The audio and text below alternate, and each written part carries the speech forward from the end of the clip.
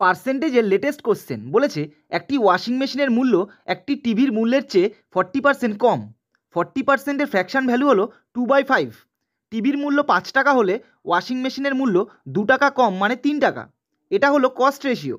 যদি ওয়াশিং মেশিনের মূল্য 64% বেড়ে যায় এবং টিভির মূল্য 20% কমে যায়, তাহলে 5টি ওয়াশিং মেশিন এবং 7টি টিভির মোট মূল্যের কী পরিবর্তন হবে? একটা ওয়াশিং মেশিন 3 টাকা হলে 5টা ওয়াশিং মেশিনের মূল্য হবে ইন্টু 5। একটা টিভি 5 টাকা হলে 7টা টিভির মূল্য হবে ইন্টু 7। তাহলে 5টা ওয়াশিং মেশিন আর 7টা টিভির মূল্যের রেশিও হবে 3:7।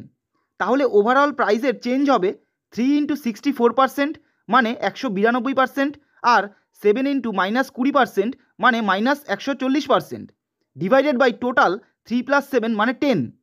এটা ক্যালকুলেট করলে হবে +5.2%। প্লাস মানে হলো ইনক্রিজ। ঠিক সেম প্রসেসে এটা তোমরা নিজেরা করবে, অ্যান্সারটা কমেন্ট করে জানাবে।